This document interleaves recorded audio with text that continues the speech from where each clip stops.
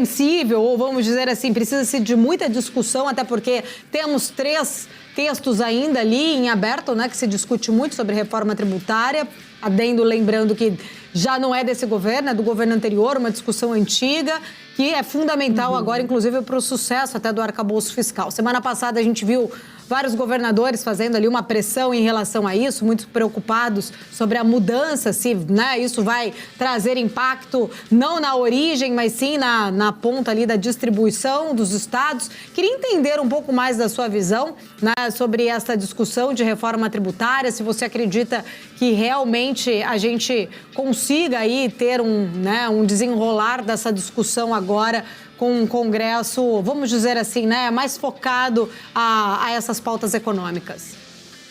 Claro.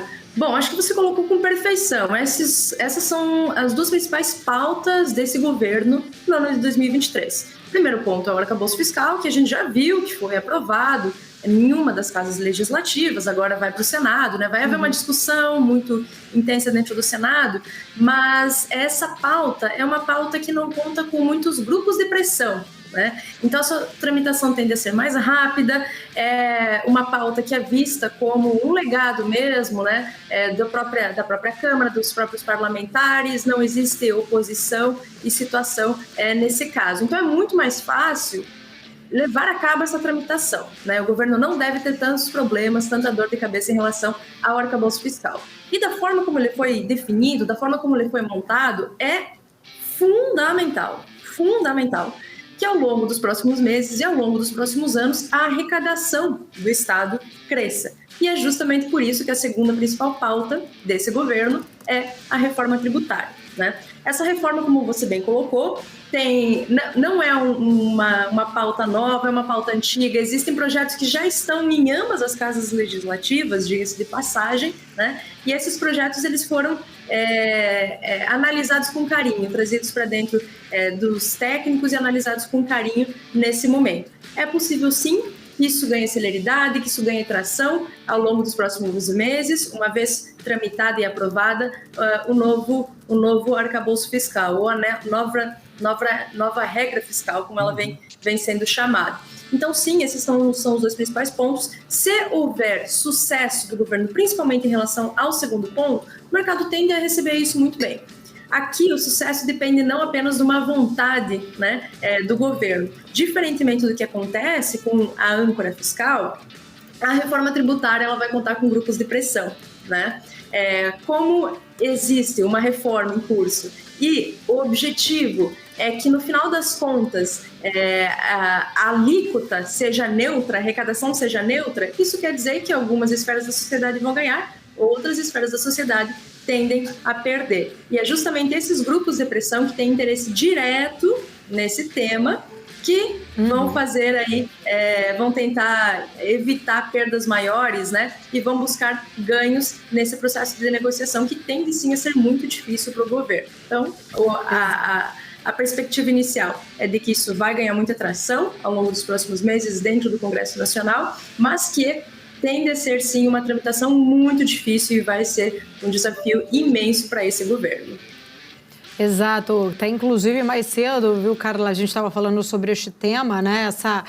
Vamos dizer assim, os interesses dessas bases dentro do Congresso, né, em relação a essa discussão. E também falamos aqui que o próprio ministro Fernando Haddad agora que está ali sendo visto, na verdade, como essa peça fundamental até para essas articulações com o Centrão, porque, né, para ele é fundamental aí para o sucesso da pauta econômica essa reforma ser aprovada, e parece que Haddad está sendo aí, acho que essa peça-chave para essa articulação com estas bases.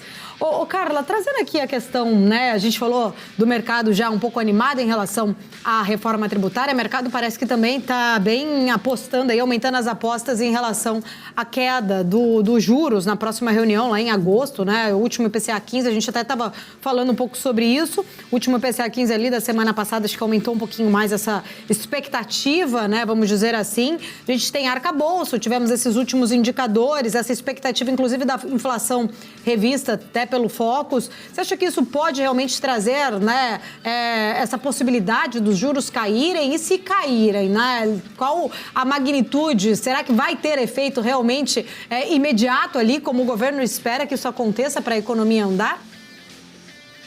O ambiente macroeconômico, de fato, ele tem ficado cada vez mais positivo para o Banco Central fazer esse movimento, né? Agora, se isso deve acontecer já na próxima reunião, por todos esses pontos que você mesmo mencionou, se isso deve acontecer na próxima reunião, a minha resposta é não. Por quê? Porque existe um modus operandi da instituição.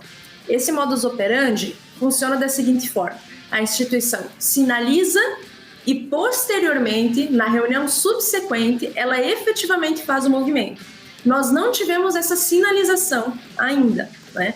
Então, essa sinalização, no melhor dos cenários, deve acontecer no próximo Copom, e aí sim, no subsequente, que seria em agosto, se eu me recordo bem, nós teríamos esse primeiro corte na taxa de juros, né? Esse é o cenário mais otimista, né? É muito difícil que o Banco Central faça um movimento no sentido, uma espécie de ruptura com o seu próprio histórico, né? E faça um movimento de queda na taxa de juros já nesse momento. Então, isso não deve acontecer. Na melhor das hipóteses, lá na reunião de agosto, a gente deve ver um corte, sim. Agora, a magnitude desse corte, ela depende de vários fatores, certo? O primeiro deles é justamente a tramitação completa do novo arcabouço fiscal. Ele ainda está em curso, ainda está tramitando, está no Senado agora, vai passar por discussões, né? Vários movimentos tendem a ser vistos ainda em relação ao próprio arcabouço. O segundo desses pontos, que é extremamente importante, é justamente a continuidade da queda ou desse arrefecimento inflacionário que nós temos visto. De fato, o IPCA 15, divulgado recentemente, na última quinta-feira, trouxe movimentos muito positivos, mas nós ainda nos deparamos com algumas fontes de pressão que podem ser vistas dentro do indicador. Então, o formato da evolução desse indicador, desse IPCA, será extremamente importante para a magnitude dessa queda na taxa de juros ao longo de 2023, que em algum momento, mais cedo ou mais tarde, tende a acabar vindo sim. E eu destacaria ainda outro ponto: o sucesso inicial do próprio governo nas tramitações, nas negociações sobre a reforma tributária. Então, esses são 3 pontos cruciais que vão ser absolutamente relevantes para a definição da magnitude desse corte nos juros que a gente deve ver em breve.